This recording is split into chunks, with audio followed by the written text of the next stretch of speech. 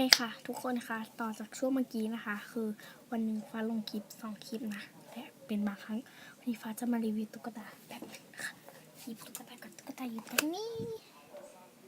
นะคะเดี๋ยวกับกล้องเริ่มแล้วแป๊บนึง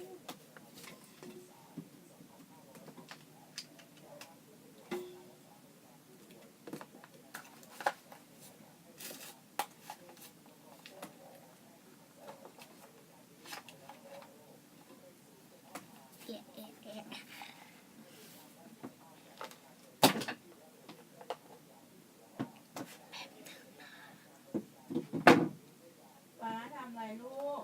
ตุ๊กตาอืมตุ๊กตาไอ้โครงคามตุ๊กตาที่นับไปซื้อให้เป็นของขวัญวันเกิดหนูเอาออกมาเล่นไงโอเคตัวที่1 ล่าพันเซลมีการผมเขาจะเป็นแบบนี้สวยใครอยากได้คอมเมนต์นะรองเท้าโอเคตัวที่1ผ่านไปตัวที่2ทิงเกอร์เวลใครชอบดูหนังเรื่องนี้จะรู้ดีนะคะแล้วก็ลาพันเซลซินโดเรลล่ามั้งจำไม่ได้น่าจะซินโดเรลล่าแหละนี่ค่ะซินโดเรลล่าน่ารักคนแขนตู้รองเท้าเธอคือท้ายข้างนึงไม่มี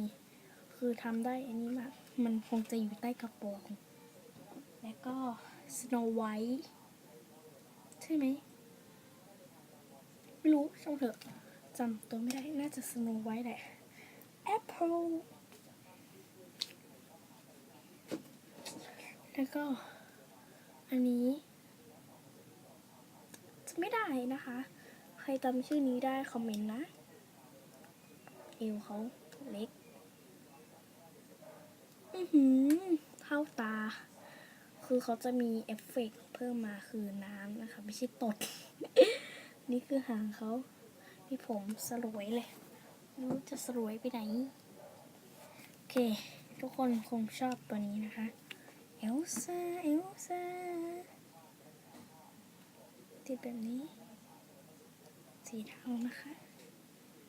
แล้วก็ตัวนี้ทำจริงถือหน้ากากอยู่ตรงนี้นะคะทำอะไรคะฟ้ารีวิวตุ๊กตาค่ะแล้วก็ เข้ามา อันนี้เขาเรียกว่าเรียกว่าอะไรนะน้องของเอลซ่าเขาเรียกว่าอะไรนะอ๋อทำไมได้กลิ่นหอมอะไรเนี่ย นี่ค่ะนานาพัดนะคะโอเค